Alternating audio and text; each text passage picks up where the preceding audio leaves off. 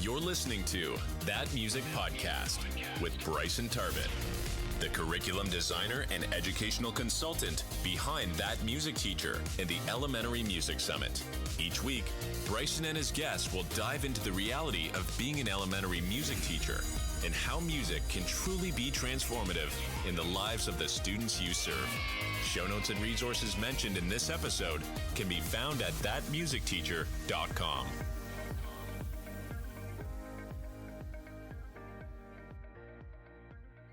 Welcome back to That Music Podcast. I am so excited to have a guest that, quite frankly, I've been hoping to have on for quite a while.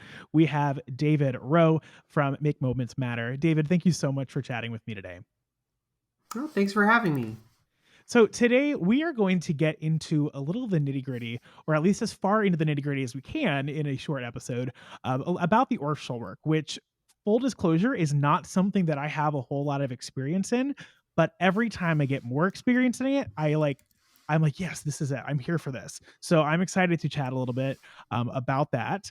But before we get too far into the weeds, can you tell us a little bit about your background in music ed and then how you first became involved with Orff Schulwerk?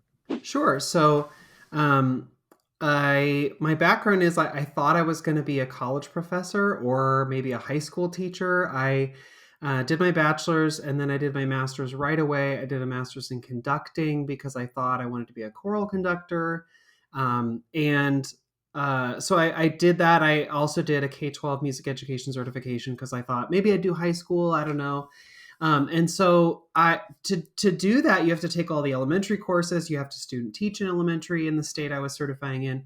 So I did all of that and I did my elementary student teaching placement and I loved it. And all along the way, I mean, for years, for the service projects I did or the summer camps I did or all these moments where I interacted with kids, people around me would affirm me saying like, you're great with kids. You have a great rapport with kids. Like you seem to really enjoy being with kids. And I was like, yeah. But I'm going to go do college choir stuff. That's great.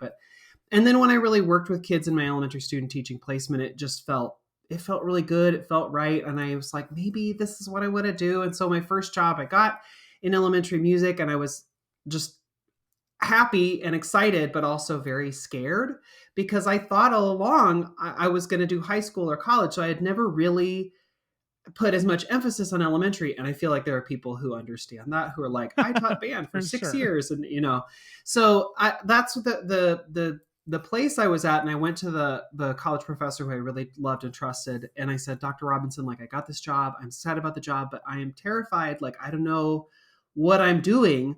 And he was like, okay, so you need to go to this workshop with this Orff chapter. It's their like back to school thing. They call it Orphan Running. And like, you need to go and you're going to like meet people. And I was like, okay, I don't know. He's like, my wife is an elementary music teacher. You just sit by Lisa and she'll like hold your hand through it. So I went and it was an amazing workshop. It was a 2-day workshop. It is now my local chapter, my local Orff chapter. I used all of the lessons that the presenter used that day in that first year. I've used them like every year. But more than that, like I made really amazing friends, and the chapter that day was like, who's new? Who's got a new job? Who's student teaching? We want to give you a free mentor. And so they paired us up with people and I used all the resources. I kept going back to workshops, but I think it was all the connections I made at the chapter meeting that really sustained me through that first couple years. And it was those people who encouraged me to like go and actually take my Orff levels. And then that was a transformative experience. And I look back on it now, I'm like, what did I teach before I did levels? Like, what did I do? So anyway, it was just something that, relationships and community and meeting people took me to Orff Schulwerk. And then it was that community that kept me there. And when I moved to Michigan for a couple of years and I was like, I'm never going to find a job. I don't know anyone. People in my Orff chapter were like, no.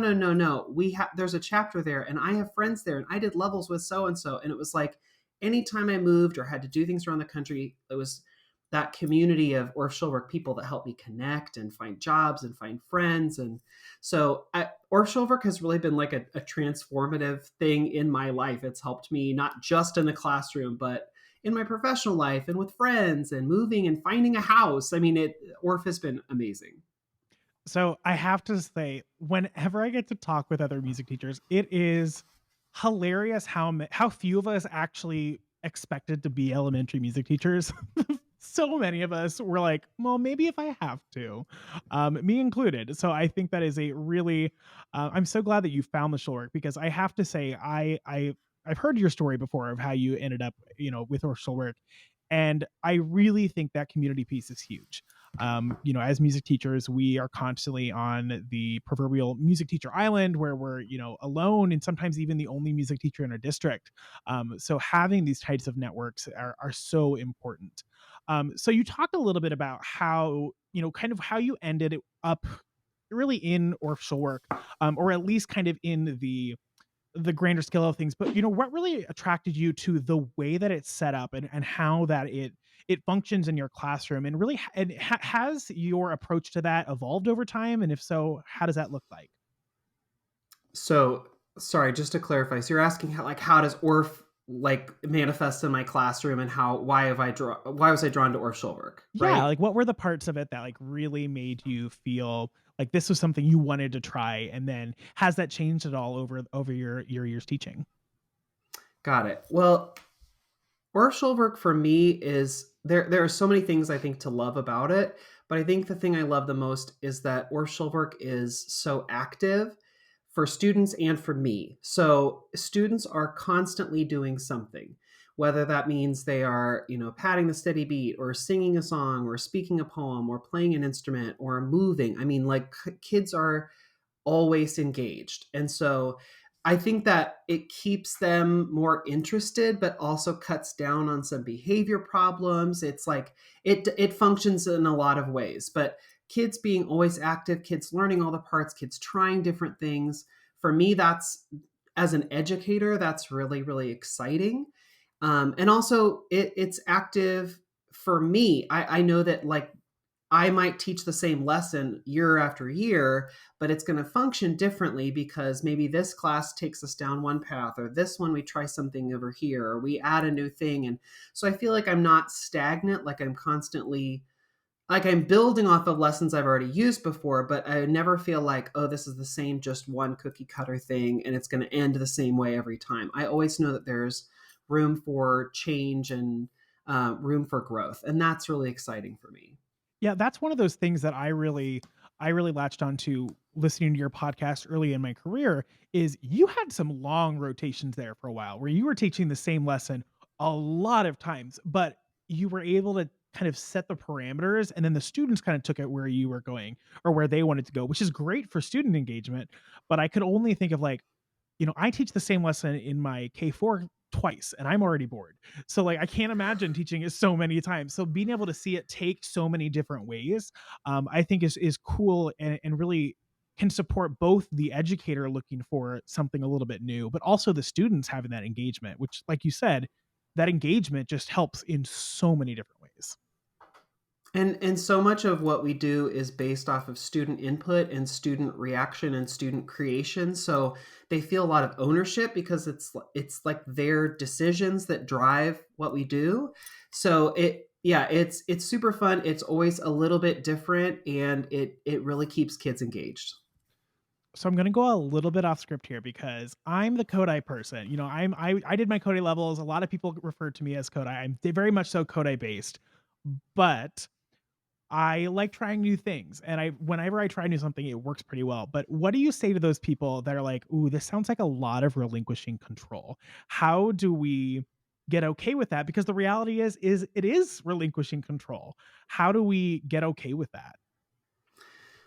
Well, okay, so I think that the stereotypical thought about Orff Schulwerk people is that we're like, kick off your shoes and roll on the floor, and we're all a tree, let's be a tree. And I think that's kind of funny because all of the Orff people I know and I feel like so connected with are pretty type A. Like they like, we have our structures, we have our plan, we know what we're going to do. And so I feel like, yes, I'm giving over control over some things, but it's not like free will, willy-nilly free to do anything you want. It's not like, well, where should there's a structure for sure. And I think that's the thing also about Orff Schulwerk that people don't realize is that there is so much emphasis on the scaffolding and the process and the how you layer things in. And as you're going through those levels, like it can take you different places, but you still have a path. You still have a lot of, it's not like you lose control. It just changes where the control goes. You know, the moments where you're going to say like, okay, give me a book or give me an animal or give me or whatever. There is some nebulous moments, but a lot of it is very structured where you have ideas about this and then this and then this and then this. So like I said, a lot of my very good Orff friends are very like set, clean, set up type A, like they know what they're going to do. And so I feel like the Schulwerk community, there's room for all of us, but especially the people who are like, but the control part, I think there's also freedom in knowing like, I'm giving this part over and we're going to roll with it, you know? So that's another thing over time I've grown with Orff Schulwerk is I've grown to know like where I can take those moments of like structure and where I can say like, I'm giving it to you and I'm not going to be stressed about it. I love that because again, you follow the things. A lot of times I get stuck in that Kodai brain. But the reality is when we blend it all together, everything's much better. But without getting too far down that tangent, whenever I do relinquish that control or give them more control, but keeping that structure, I always feel like they're just so much more engaged. And again, like you said earlier, when they're engaged, one, they're having fun, but like there aren't classroom management issues. They're learning a lot of things. We're kind of tricking them into learning, and there's just so many good things of that. So, yeah, it just sometimes you just got to let it go and see where they take you because they will take you some really cool places. And sometimes it's a disaster, but you know what? We all learn from that. It's good. It's good. I find that the more often I do things where I give kids control, the better the outcome is. Because I know where to like stop them and I know where to like, ooh, let's rein it in here. Or like, ooh, follow this path. You know, the more I do it, the better I become at it and more comfortable I become, but also the more experience kids get too. Yeah, it really comes to that shift of the teacher as the one with all the answers to the teacher as the guide to, has a lot of those answers, but understands that we can go so many different ways. So speaking about going so many different ways, this conversation could go so many different ways, but I want to talk about one of what is really from what I've, from my research and from listening to you and our discussions are basically really core to how the Schulwerk does music education, and that's rhythmic building blocks. What exactly are rhythmic building blocks and how do they fit into an Orff Schulwerk classroom? Okay, well, let me just deviate just a second and talk a little bit about Orff Schulwerk history because that's important. So Orff Schulwerk means like schoolwork. It's like learning by doing. And so it's really like the process of how things grow in the classroom and the scaffolding and all of that. That's the Schulwerk part. The Orff part is Karl Orff. It's named after the white dude who was like part of this process back in the 1900s. And it's named after him because he was the white man who was there in the process, even though there were many, many other people who were part of that process. So, for example, like he joined a school for girls for dance and music run by Dorothea Gunther. And it was her school first. And then they had students who came through who then became teachers as part of the Schulwerk. And they were all a part of the process and the growth of how the Schulwerk developed. So one of those people was Gunhild Katemann, and she was one of the students at the school, and then was so prolific and so smart and so like pedagogy minded that they were like, you need to stay on and be a teacher, and you need to help us grow this. And so she did, and it was a huge part of how the Schulwerk developed. And what, like I said, was so pedagogy minded that they would often go to her and be like, okay, what do we do with XYZ thing? For example, recorders. They said we need a melodic instrument. We have harmonic instruments and like rhythmic instruments, but like we don't really know. And someone's like, well, we have this box of these like flute recorder things no one's used since the Baroque period. Like, could we use these? And they're like, yeah, except no one had played them really since the Baroque period. And Kate Mon, they're like, can you like figure out how to play it and then like figure out how to teach it? And she was like, sure. So if you don't like recorders, she's the reason they're still around. But she wrote this really great book called Elementaria. It's very inexpensive, and it's not long, and it's also full of lots and lots of examples. It's a great book. It's often part of your required materials if you take Orff Level 1 for like summer professional development. But in there, she talks about rhythmic building bricks, and she talks about how they're sort of the basic elements of rhythmic creation and identifying rhythm. And it's like all of the basic stuff we use. Think about it like solfege. It's like something that you use in a ton of different ways, and it's very elemental, and you can reference it over and over again. But the building bricks in Orff Schulwerk, they function in a couple different ways. And part of it is identifying rhythms in words and helping to make connections between words and rhythms, and creating rhythms based on any given sort of vocabulary. That's part of it. But also the rhythmic building bricks can be kind of like sight words. So like as kids are learning to read, they have a limited vocabulary, and as they add more and more, they can do more with the vocabulary. So rhythmic building bricks are kind of like these little elements. They're most of the time when you talk about 5 rhythmic building bricks, these little elements that you can put together in a variety of combinations. And the more kids use them, the more they become like sight words. So instead of finding a word we have to like sound out all the syllables, you just see it and you know it. And the rhythmic building bricks help simplify rhythmic reading, but also improvisation, so that kids have a vocabulary when they go into experiences and can use the building bricks and reiterate them and use and reconstitute them in a lot of different ways. I really like that, because while oftentimes it can feel like it's Kodai or Orff, there are a lot of similarities. It's a lot of the same things of breaking it down into chunks. Yes, it takes a little bit of a different approach and kind of is more granular in that kind of. I love how you compared it to sight words, because it's just like you said, it's kind of going over that language development, and how, because the reality is music and language development mimic each other very well. So I really like how it gets broken down into these easy to digest and to use, and to not just know, but to do things with. Because let's be honest, nobody cares what a TT is. Everyone wants to use it with something. It's when you get to apply it into a composition or an improvisation, that's where the cool stuff happens. So I think that making it easier and removing that barrier is just such a cool thing. And I love this concept, and I am so here for it. So, how do you go about, or how would you recommend someone who hasn't really done much work with rhythmic building bricks? How would you introduce these and use these with your students? And I would love if you could give us some examples of activities that you've used that really use these as kind of the basis.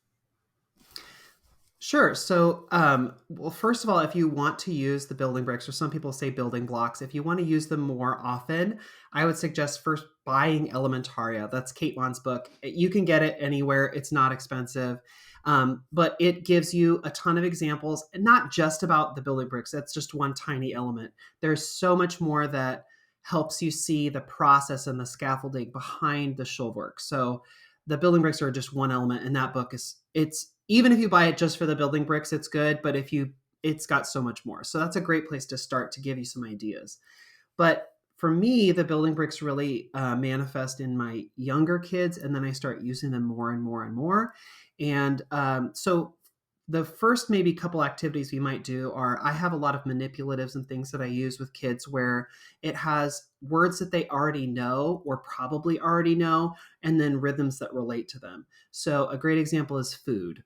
So words like apple pie, that's one of the building bricks, ta-dee, ta, or tt, ta, or do-day, do, whatever syllable system you use, right? So apple pie, or like pancake is ta, ta.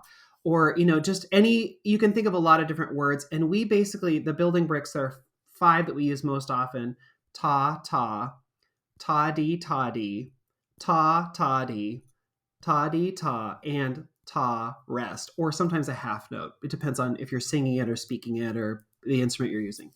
So you can take any sort of vocabulary. It can be barnyard animals. It can be under the sea animals. It can be food. It can be places. It can be flowers. Whatever you're gonna, build a lesson around, and you can find building bricks that match. So for my early kids, maybe I have, a song about going to the ocean. And so I pull out 5 different words that match those building bricks, and we'll just put them together in different combinations. And we'll read their names, and then read the rhythms, and then clap the rhythms and put it on an instrument. It's taking those words that kids know and pulling out the rhythms to help them sort of work with composition and improvisation. Because in Orff Schulwerk, a lot of times we'll relate rhythms to words. And I think a lot of music teachers do that. Like when you introduce 16th notes, you do activities like tidy-o or peanut butter pie or whatever, because there are these words that kids immediately, they're like, oh yeah, takadimi, ticka ticka, whatever you say. You could be like, oh, peanut butter, alligator, alligator. It's just the word helps you to internalize and feel the rhythm. And the building bricks do that, but just for more simplified rhythms and more simple situations. So early on, it might be we have, talking about the ocean, we get 5 words that match that, and then we play around with those rhythms and move them around. Maybe then, we do an activity where I print off those words and I give them out as manipulatives and let them play with it. And in older grades, I will do something where it will, we're doing an example about exercise. We're doing a poem about exercise. And I say, here are the 5 building bricks. I need you to come up with exercise-related words that match the building bricks. So ta, what's a word? And they have to like think through and decide. It helps them figure out, okay, what is the rhythm of this word? Which one does it go with? It's actually a kind of tricky skill, because there are a lot of words that don't work well. And there are a lot of words that don't fit with the building bricks. So if a word has an anacrusis, like if it has a pickup in the word, it doesn't fit. So like banana, it's not banana, toddy, it's a pickup. Banana, an 8th note with 2 quarter notes. So for kids, explaining that is kind of tricky, but the building bricks simplify the rhythm so that they can more easily improvise or create in the moment.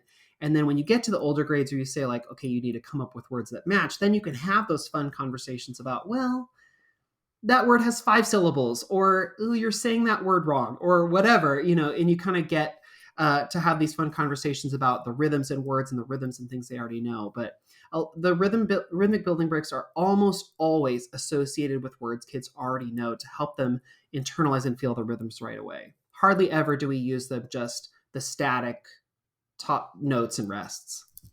I'm just listening to this and just thinking that there's an administrator going somewhere that is just going, I sense a literacy connection, and they're just hearing that connection, because again, that is such a great connection to what more than just what is happening in our class. It makes it more concrete. It helps bridge that gap a little bit. I'm sure when they're talking about syllables in their other classes, they're coming up with things. Oh, we did that in music class and things like that, and bringing that connection, which we all know is great for kids. And it really is very similar to, the philosophy of Kodai, known then to the unknown. We know these words. Let's use these things that the kids are already knowing.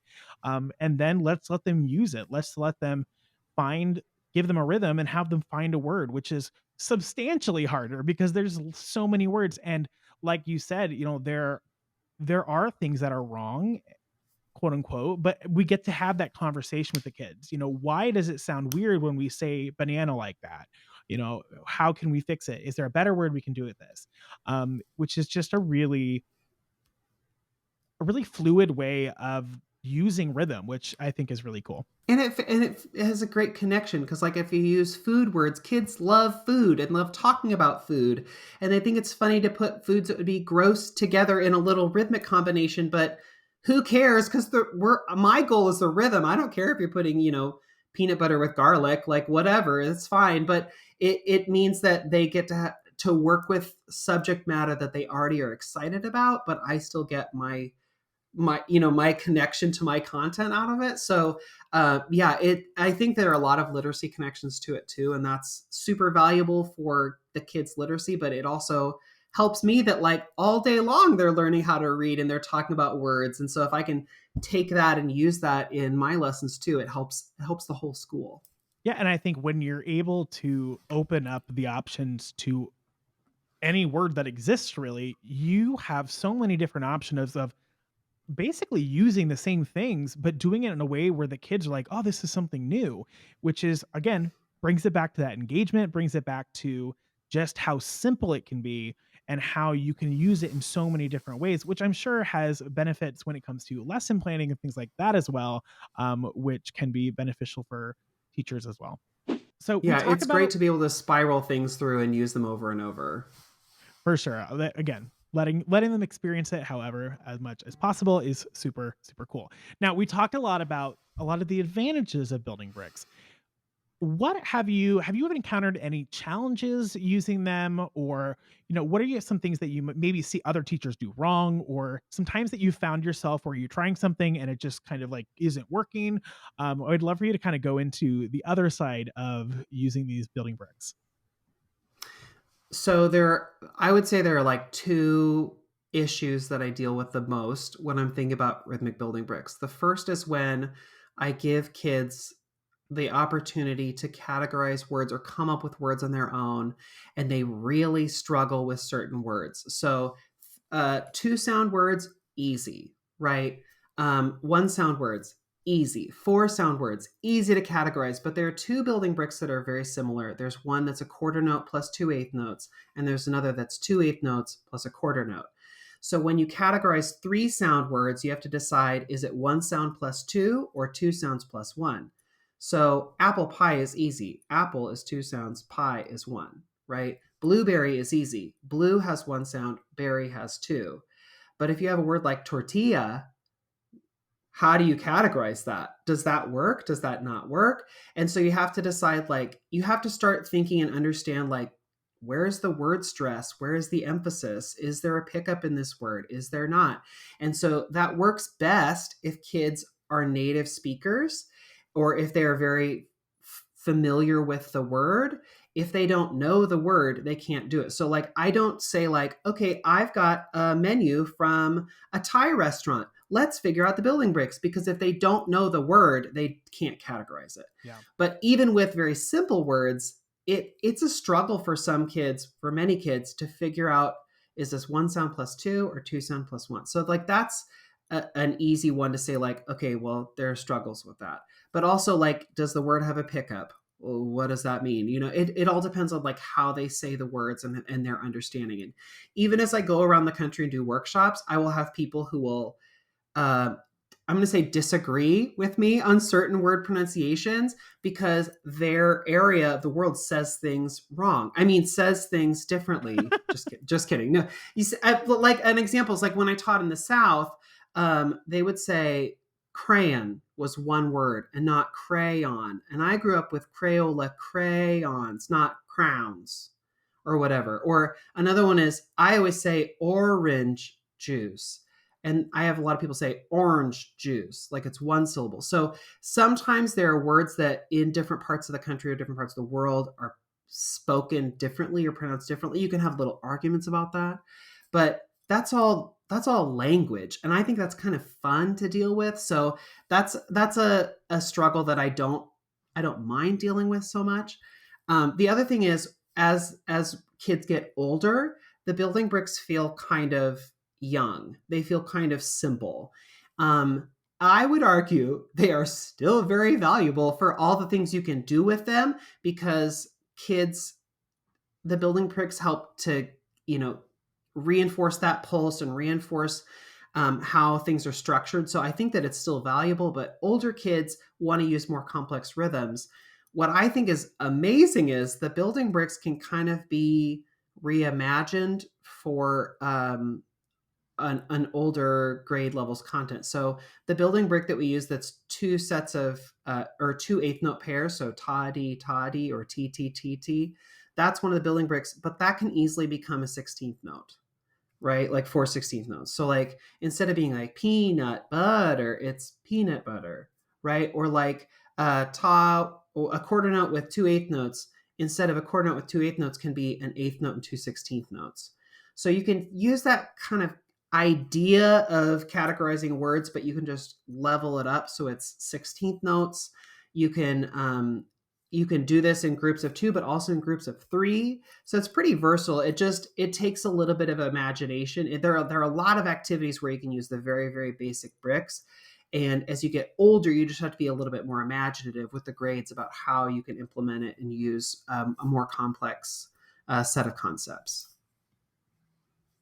Yeah, I think that you brought up a really good point, which is those bricks are incredibly foundational. The bricks, um, but you can use them in a way that transitions throughout so many grades.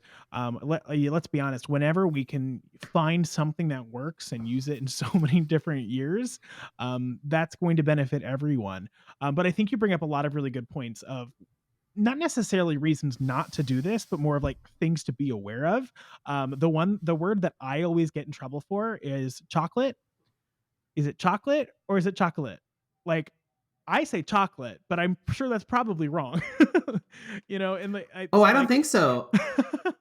I think it's 2 syllables. I always argue with people about this. I say, like, you don't go into Dairy Queen and say, I'd like a chocolate ice cream cone. You say chocolate. Like, maybe on paper it feels 3 syllables, but like in everyday use, we don't say that for the most part. So I think that's a fun one to argue about with people, to have conversations about with people. but going off of that point, I love how you say, this can spark some conversation because yeah, there are people that say things differently than the way that we do. And sometimes, we can make fun of it and, kind of poke fun a little bit here, like, because yeah, this is one of those things where, everyone, this is the way. And, but the reality is tell me why do you think this is it? Just like you did right there. You said, well, you're not going to ask for chocolate, and I think that is a really cool thing that you can model in your classroom of disagreement and explaining why, and really just building in those skills of being a person, um which I think whenever we can do, the kids need it. So I think it's really important for us to do whenever we can. Well, let me just say, not just the kids. I think the True. teachers too, True. because I've now taught Orff level 1 a couple years, and the first like 2 or 3 days of Orff level 1 are understanding super, super, super basic things, right? And Orff Schulwerk is built on what we call like elemental concepts, so things that are just foundational in life, but also that you can pull out to make music with. And one of the activities we do is we have teachers go through and take a well-known nursery rhyme and notate it. And that is very hard for some people because they say it one way and write it another way. And I'm like, I'll get homework and I'll be like, okay, can you say the poem for me? And they say it right. And I go, okay, you just wrote Jack Sprat could eat no fat. His wife could eat no lean. Like that translation from like how you say it to how you write it is hard. And so for kids, I think it's great to get a jump on it early. But I think even for adults, it's that understanding of language and how it translates to written notation. It's tricky. So I think it's fun to have these conversations and use that language in what we do, so that we have a better understanding of how we speak and also are better music makers in general. Love that. So you've already mentioned the Elementaria book, but for educators that are interested in learning more about how they can use rhythmic building blocks, what resources or professional development opportunities would you recommend? Well, the whole reason I am an Orff Schulwerk person is I went to my local chapter and I went to a workshop. So I will say, check out the American Orff Schulwerk Association, our big national umbrella organization. And they're a great resource. If you become a national AOSA member, you're like, there's not a chapter near me, or I don't want to join, or whatever. If you become a national member, we have a huge, amazing archive of content, not just building bricks, but, hundreds, thousands of other things, articles, our scholarly journal. You get access to all of that if you're a national member. But even if you just go to a local workshop and see some of things there, you make connections, you meet people who've worked with this, so it's not just like, oh, this lesson I find in a book, but you get explanations and ideas. And sometimes people will hand you their manipulatives and, so I've learned a lot by just being with other people. For instance, Josh Southard, who's the current AOSA president, one time I saw him do a workshop all on building bricks. The whole thing, the whole like 4 hours was ways to use the building bricks in different ways. So if you connect with your local chapter or with our national organization, you can find a lot of really, really great resources. But I think Elementary is a great place to start if you want some time at home to do it on your own. But like I said, if you make connections with people in the Orff community, there are a lot of great resources in the people, but also in all the things that have been published and put out and presented over the years. I will say that AOSA video library saved me my first year of teaching, and also completely reinvented the way that I think of recorders. And it is a wonderful resource. So speaking of PD, you're actually going to be leading a workshop inside that music teacher community. Can you tell us specifically about Rhythmic building bricks? Can you tell us a little bit about what we might expect within the session, and then any sort of advice or tips for educators that are trying to get started? Yeah, so I think, well, in the workshop, we're going to talk about, we're going to see some concrete examples of like how you can specifically use building bricks. You're going to get manipulatives to use, and you'll see like how I've used it, how you can use it in different ways. We'll talk about applications for reading rhythms, for improvising both with body percussion, with speech, on barred instruments. We'll be able to talk about a lot of the ways that you can use even just one set of building bricks or one example of them in different areas. Because like we were talking about earlier, one of the things that I love about Orff Schulwerk is you can take an idea and sort of run with it in different ways. So you're going to see how you can take some building bricks and you can use them with this area or in this area or in this area. So you can see, and then you can take that lesson. You could say, okay, I don't want to do a lesson about food, but instead I'm going to do a lesson about the ocean. And you can use that concept and sort of reimagine it in your own way. So in the workshop, you'll see actual examples, but you'll also get the ideas behind like, how can you implement this? What would maybe your first steps be? What are some things you should avoid or consider before you try, so that you're able to like take and recreate in your own classroom setting. I have to say, I'm really excited for this one personally. We scheduled out what our topics were going to be for the year a while back, and this is one that I have been counting down the days because I'm really excited to see it myself. So if you would like to join us inside that music teacher community, you can check out the link in the description wherever you're watching or listening to this podcast. You can also head on over to thatmusicteacher.com. David, thank you so much. Again, we could take this conversation so many different ways and we could talk here forever.